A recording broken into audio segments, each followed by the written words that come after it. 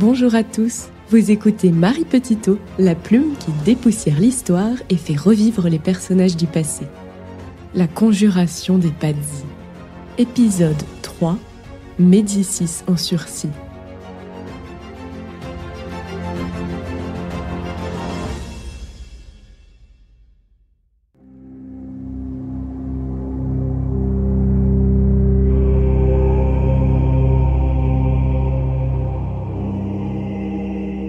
Rome, juin 1477. Palais de Girolamo Riario. Installé dans un fauteuil tout juste assez large pour accueillir sa silhouette corpulente, Sixte IV réfléchit. Face à lui, debout, se détache sur un décor de fresques somptueuses encore en chantier, son neveu Girolamo Riario, comte d'Imola et capitaine général des forces pontificales, Francesco Salviati, archevêque de Pise, et Gian Battista Montesecco, fidèle soldat à sa botte. Les mains jointes dans une torsion étrange sur la soutane rouge qui ne parvient pas à dissimuler son embonpoint, le Saint-Père hésite. Son nez frémit, son regard se voile d'une lueur sournoise. Ne lui apporte-t-on pas sur un plateau d'argent une solution parfaitement anonyme pour venger les offenses dont les Médicis l'ont abreuvé ? Encore faut-il la jouer finement. En de telles circonstances, même dans le plus grand secret, chaque mot a son importance. Je ne veux la mort de personne sous aucun prétexte. Consentir à la mort de quiconque ne saurait faire partie de notre ministère, et bien que Lorenzo soit une canaille et se conduise fort mal à notre égard, je ne désire en aucun cas le voir mort. Mais pour ce qui est d'un changement de gouvernement, cela oui, je le désire. Francesco Salviati garde le silence, Montesecco fronce un sourcil, tandis que le visage allongé du comte Girolamo Riario se fend d'un sourire hypocrite. Nous ferons tout ce qui sera en notre pouvoir pour qu'une telle chose ne se produise pas, mais si elle devait se produire néanmoins, votre sainteté pardonnera sans aucun doute à ceux qui en seront responsables. La voix sifflante de Salviati se fait alors entendre. Accordez-nous la grâce de piloter ce navire, car nous le conduirons à bon port. Je vous accorde cette grâce. Ce dialogue est tiré des longs aveux de Montesecco, retranscrits dans une déposition après la conjuration. Sixte IV n'est assurément pas stupide. Tout comme Federico de Montefeltro, il se doute bien que le changement de régime ne pourra pas se faire sans bain de sang. Mais il n'est pas très prudent de s'étendre à voix haute sur la méthode employée pour se débarrasser des Médicis. Elle n'est guère chrétienne et encore moins justifiable. Néanmoins, qui ne dit mot consent. D'ailleurs, une lettre chiffrée retrouvée en 2001 dans des archives secrètes montre que le pape est alors tout à fait conscient de la gravité de son implication. Laissez-moi vous raconter la suite de cette conjuration des Pazzi.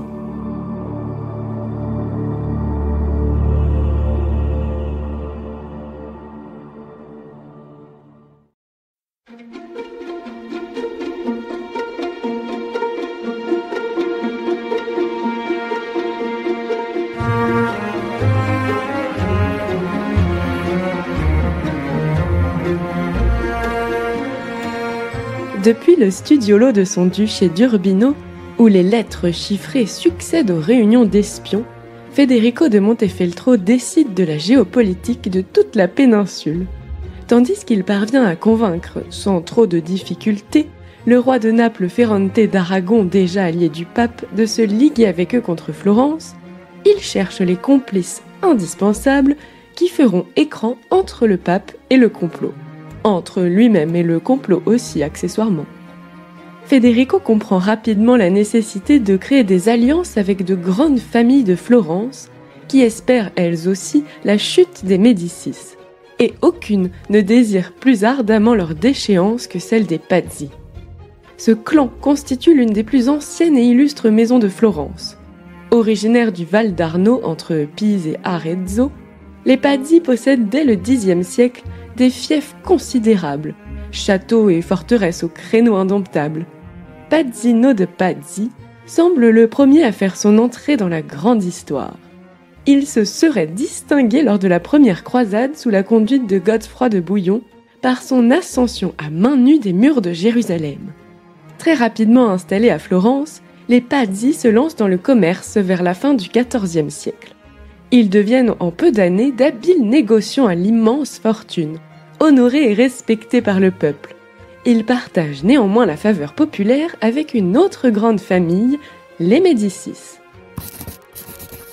Magnifiques par les manières, doués des plus étincelants rayons de l'intelligence et du cœur, les Médicis avaient conquis la meilleure part des suffrages et des affections du peuple de Florence.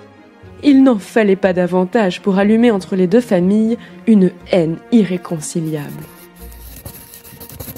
Il n'y a pas que l'amour du peuple, bien évidemment. C'est aussi une question de prestige dynastique, de pouvoir politique et de course à la richesse. La montée en puissance des Médicis irrite profondément les Pazzi qui se voient voler doucement le pouvoir à la seigneurie. À l'époque qui nous concerne, le chef de clan est le vieux Jacopo Pazzi, très habile aux affaires.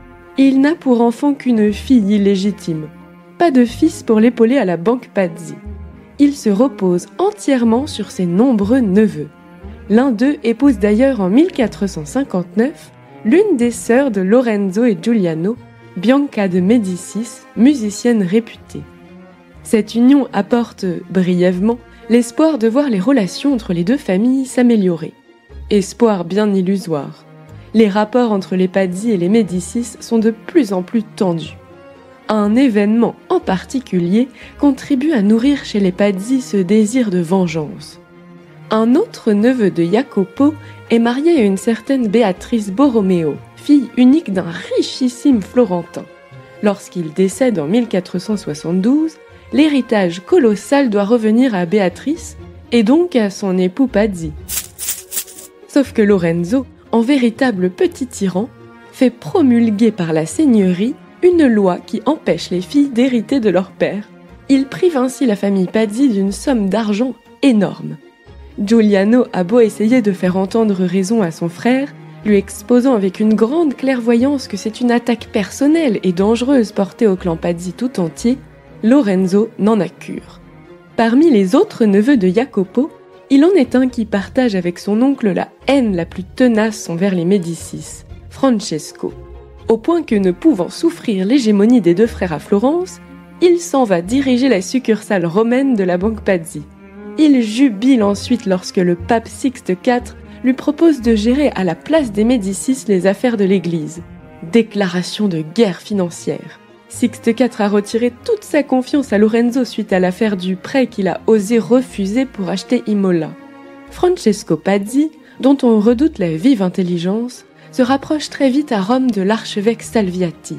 Ils partagent une même détestation des Médicis et sont, en plus de cela, liés par des liens de parenté. L'assassinat de Lorenzo et Giuliano devient pour eux une évidence. Prêts à mettre fin à leur règne de quelque façon que ce soit, ils sont rapidement mis dans le secret de la conspiration. C'est à ce moment-là que Galeazzo Sforza et Chico Simonetta entendent des rumeurs à ce sujet et avertissent Lorenzo. Le Magnifique écrit le 7 septembre 1475 à Galeazzo. « Je vois que tout cela vient d'une même source, c'est-à-dire de ces Pazzi, qui, par leur nature et du fait qu'ils ont été montés contre moi par Sa Majesté, le roi de Naples, et par le duc d'Urbino, tentent de me nuire comme ils peuvent. Je ferai en sorte de limiter leur pouvoir de nuisance et je garderai les yeux ouverts. Et j'accorde peu d'importance à leur manigance, car ils sont peu crédibles et tous les hommes les méprisent. » Tandis que Lorenzo regarde un peu de haut ses encombrants banquiers, Francesco Pazzi, par sa force de persuasion, réussit à convaincre son oncle Jacopo de le suivre dans ce meurtre annoncé. Les Pazzi deviennent à la fois les alliés qui manquaient sur place et une couverture parfaite pour Sixte IV et le duc de Montefeltro.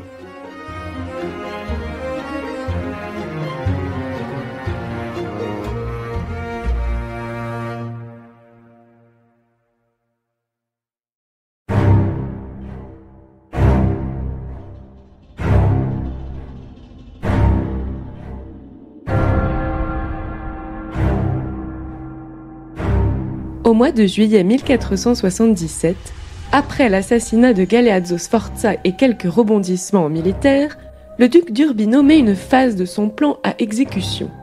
Cette étape consiste à profiter de la disparition de l'allié le plus fiable des Médicis, Galeazzo, pour isoler politiquement et militairement Florence, et ainsi se débarrasser plus aisément des deux frères sans crainte de représailles. Comment ? En usant de l'art de la manipulation pour convaincre le chancelier et régent du duché de Milan qu'il devrait bien plutôt s'allier avec le roi de Naples.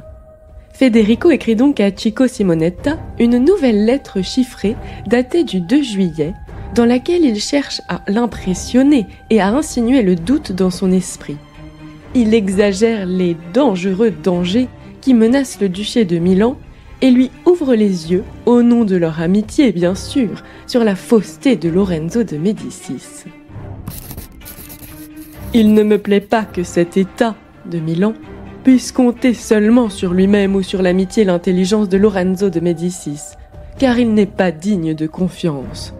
Il est au contraire très dangereux, et je ne peux absolument pas compter sur l'amitié et la bienveillance de Lorenzo, puisqu'on a vu et l'on voit sans cesse, et par des faits très évidents, qu'il n'a cure ni de la paix ni du bien-être de cet État. Enrobant ces phrases de tournure habile, Federico de Montefeltro donne des exemples précis qu'il déroule de manière à les rendre irréfutables. Lorenzo n'est pas un ami de Milan, sinon il n'aurait pas empêché 2 fois, dès le début et avec tant d'insistance, ma venue à Milan, étant donné qu'il pouvait être sûr que je ne désirais que le bien et l'honneur de cet État. Il n'aurait pas entretenu sans cesse des relations avec les frères Sforza et le seigneur Roberto de Sanseverino, après qu'il avait appris leurs machinations.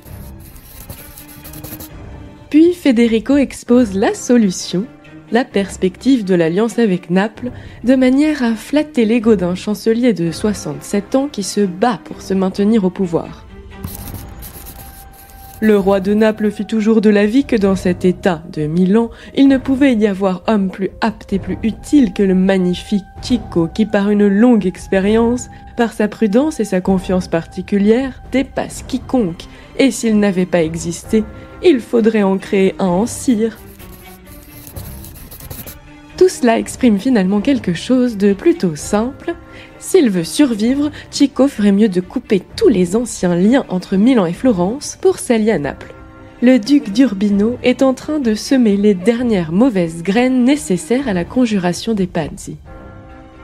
Pendant que Montefeltro s'assure que Milan ne prendra plus militairement la défense des Médicis, Girolamo Riario et Francesco Salviati, à Rome, s'entretiennent en privé avec le pape pour lui arracher un semblant d'approbation au cas où le renversement de régime, officiellement annoncé, devait se transformer en bain de sang. Puis, au début de l'année 1478, on décide qu'il est temps d'agir. Le 14 février 1478, Federico de Montefeltro reçoit dans son studiolo pour une réunion top secrète un certain Giustini, agent de confiance du pape qui fait le lien entre Riario, Sixte IV, le roi de Naples et le duc d'Urbino. La visite de Giustini est un moment charnière dans la préparation du complot. Les 2 hommes passent des heures à en évaluer tous les risques. Le risque principal est immense. Si le plan échoue, Milan, Florence et Venise vont se liguer contre Rome, Urbino et Naples. Tout de suite après l'entretien, Federico dicte à son secrétaire une lettre chiffrée à l'intention de ses propres agents à Rome, dont les noms de code sont l'Api et le Félin. Ce sont ses plus fidèles agents, toujours au courant de ses actions secrètes. Ils ont pour mission de remettre un message au pape en personne. Pour rédiger cette lettre particulièrement délicate, Federico utilise un langage chiffré d'une complexité inouïe. Marcello Simonetta a retrouvé cette missive dans les archives secrètes du frère cadet du duc d'Urbino en 2001. Il a ensuite réussi à la décrypter. Bien que la lettre fût chiffrée, le duc croyait opportun de n'y évoquer que de manière allusive la raison principale, c'est-à-dire l'élimination des frères Médicis. Au cas où des espions florentins ou milanais s'empareraient ou décrypteraient la lettre, Federico pourrait nier son implication dans cette affaire compromettante. Mais pas trop de soucis à se faire. Mis à part la signature de Federico lisible au bas de la page, Tout le reste était un mur de symboles embrouillés. Mais le langage du conspirateur était suffisamment clair. C'est la voix froide et calculatrice de Federico qui résonne dans cette lettre. Elle permet d'entrevoir les mécanismes en action dans le cerveau d'un condottiere habitué, sous la pression des événements, à prendre des décisions rapides, à peser les avantages et les inconvénients d'une opération visant à se débarrasser d'ennemis. Federico conseillait au pape d'emprunter la voie du roi de Naples plutôt que celle du comte Riario. En d'autres termes, il suggérait de miser sur la force de l'armée napolitaine plutôt que sur les liens politico-familiaux. Je ne résiste pas à vous citer des passages de cette lettre incroyable qui incriminent lourdement à la fois le duc de Montefeltro, mais aussi et surtout le pape, dont l'implication dans le complot n'avait pas été formellement prouvée avant que cette lettre ne soit retrouvée puis déchiffrée. Giustini était ici, et après l'avoir écouté et examiné ensemble quelle partie de celui du roi ou de celui du comte était le meilleur, nous en avons conclu que pour bien des raisons, il serait plus opportun pour le pape de prendre le parti du roi plutôt que celui du comte, en particulier en ce qui concerne l'affaire principale, l'assassinat des Médicis, qui est à présent si avancée qu'il vaut la peine de voir si on peut la mener à bien. Si elle réussit et que tout se déroule selon notre intention et notre dessein, il s'ensuivra que Florence devra se soumettre au pape et au roi, car nos amis, les Pazzi, ne pourront plus faire confiance aux puissances avec lesquelles ils sont maintenant alliés, Milan et Venise. Si l'affaire échoue ou qu'on la découvre, il ne fait aucun doute qu'une grande hostilité se manifestera à l'encontre du pape, non seulement de la part des Florentins, mais aussi de leurs alliés, et dans ce cas, sa sainteté sera absolument obligée d'avoir le soutien du roi de Naples. Federico conclut en incitant à agir au plus vite. Cela tombe bien car à Rome et à Florence, les autres conjurés s'activent.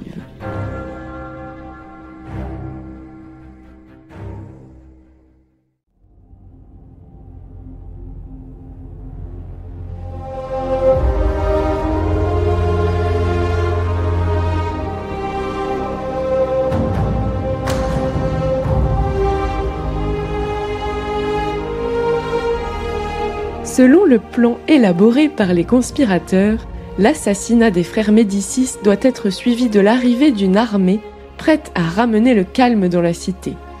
C'est le filet de sécurité indispensable au bon déroulement de l'affaire. Parmi ces forces armées, le duc d'Urbino propose 600 de ses mercenaires parfaitement entraînés qui se tiendront à une distance convenable de Florence, pas trop près pour ne pas éveiller les soupçons et pas trop loin pour pouvoir agir rapidement. Comme le duc d'Urbino ne peut pas lui-même prendre la tête de son armée suite à une blessure causée par un grave accident domestique, il en délègue le commandement à son fils unique, Antonio de Montefeltro. Pendant que le duc d'Urbino s'occupe de stratégie militaire, Francesco Pazzi met au point les derniers détails. Courageusement, il s'est réservé la direction supérieure et opérationnelle de l'assassinat. Pour l'épauler, on fait appel à un personnage qui est en réalité celui qui va faire tout capoter par des scrupules de dernière minute. Il s'appelle Giambattista, comte de Montesecco. Soldat aguerri au service de Sixte IV puis de son neveu Girolamo Riario, Montesecco traîne toujours dans son sillage une troupe de malfaiteurs en armes. Ils ont pour mission de réprimer les éventuelles réactions populaires qui pourraient suivre l'assassinat. Montesecco est véritablement une pièce maîtresse du complot. Si Francesco Pazzi se réserve Giuliano, épaulé de 2 obscurs comparses, Montesecco, militaire parfaitement entraîné, doit régler son compte à Lorenzo. Girolamo Riario lui demande, plusieurs mois avant le coup, de se rendre à Florence sous prétexte d'une mission militaire pour rencontrer sa cible, comprendre ses habitudes. Sans doute n'était-ce pas la meilleure des idées car le charme de Lorenzo et de Giuliano opère sur le soldat. Il les trouve ma foi fort sympathiques. Quoi qu'il en soit, il se prépare tout de même à assassiner le magnifique. Reste enfin à provoquer l'occasion de tous se rassembler à Florence sans éveiller les soupçons et de voir les 2 frères réunis pour les assassiner en même temps. Les conciliabules se poursuivent à Rome entre le pape, son neveu et l'archevêque. on décide finalement d'utiliser comme appât le très jeune petit-neveu de Sixte IV, Raffaele Riario. Maintenu totalement dans l'ignorance du rôle abject qu'on s'apprête à lui faire jouer, ce jeune homme de 17 ans seulement vient d'être nommé cardinal par son oncle. C'est le plus jeune cardinal de l'Italie du XVe siècle. Il suit encore des études de droit à la très renommée Université de Pise. En mars de cette année 1478, il quitte Pise pour rentrer à Rome. Il est bien naturel que sur son chemin, il s'arrête quelques jours à Florence pour en visiter les monuments et les musées. Personne à Florence ne s'étonne que le jeune cardinal soit accompagné de l'archevêque de Pise, Francesco Salviati. Il paraît encore plus naturel que les deux hommes s'installent dans la Villa La Loggia, une propriété des Pazzi située sur les collines à proximité de Florence. Tandis que le soldat Giambattista Montesecco s'introduit dans Florence incognito et camoufle dans la ville sa petite troupe clandestine, personne ne s'étonne de voir dans la cité Francesco Pazzi, qui a l'habitude de venir régulièrement rendre compte à son oncle Jacopo de ses activités financières avec le pape. Ensuite, ils attendent. Ils attendent quoi exactement ? Eh bien, une invitation de Lorenzo. Les conjurés comptent sur les fêtes que le magnifique ne manquera pas de donner en l'honneur du jeune Raffaele Riario pour passer à l'acte.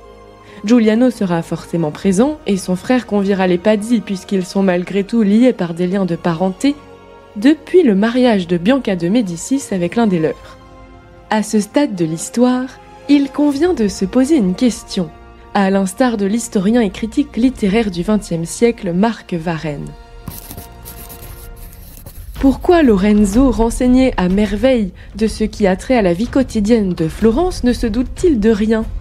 À quoi s'occupent ces espions qui, à Rome et aux environs de Florence, sont témoins de mouvements insolites de groupes et de conciliabules nombreux entre de hauts personnages ? La vérité est que la conspiration aurait largement pu être déjouée à temps. Lorenzo est alerté par de multiples alliés. Par exemple, dès le 3 janvier 1478, l'un de ses fidèles qui est ambassadeur à Rome et accessoirement directeur de la succursale de la banque Médicis à Venise, lui écrit très clairement. Le duc d'Urbino ainsi que d'autres individus ont conçu un plan sinistre à l'encontre de la personne de votre magnificence, et ce plan a des appuis intérieurs à Florence même. Le complot est donc largement éventé, mais Lorenzo se sent invulnérable, persuadé que personne n'osera réellement s'en prendre aux frères Médicis, les figures de premier plan à Florence idolâtrées par la population. Il néglige de surveiller les faits et gestes des Pazzi et des familiers du pape. À Rome cependant, Sixte IV et son neveu le comte d'Imola Riario commencent à trouver le temps long et à se dire que cette bande d'amateurs a la langue un peu trop bien pendue. Il faut agir. C'est d'ailleurs ce que le duc d'Urbino se tue à dire depuis des mois. Enfin, on croit avoir trouvé l'occasion rêvée pour mettre le plan à exécution. À la fin du mois d'avril 1478, Lorenzo organise finalement, en l'honneur du cardinal neveu et de sa suite, un grand banquet dans sa villa de Fiesole, proche de Florence. Mais voilà qu'au dernier moment, alors que tout le monde se trouve réuni sur place et que les assassins n'attendent plus que le signal de Francesco Pazzi, on constate que Giuliano de Médicis manque à l'appel. L'auteur Maurice Andrieux raconte.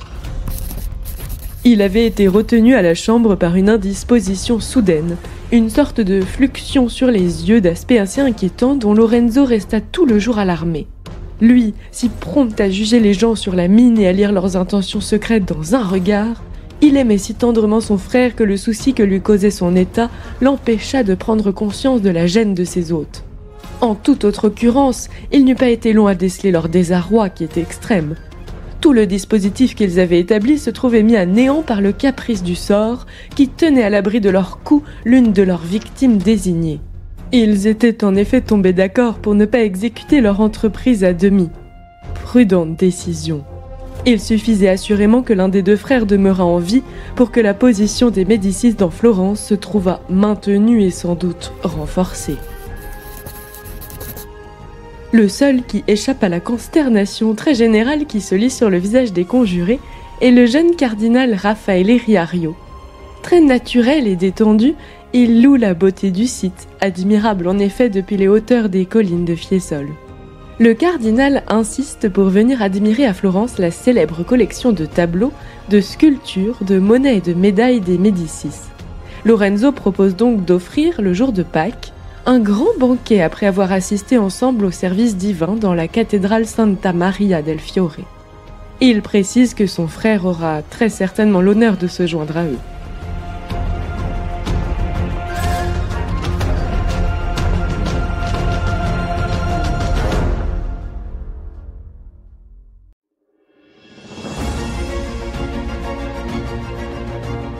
C'était Marie Petitot dans le podcast Plume d'Histoire. À très bientôt pour le prochain épisode de la série La Conjuration des Pazzi.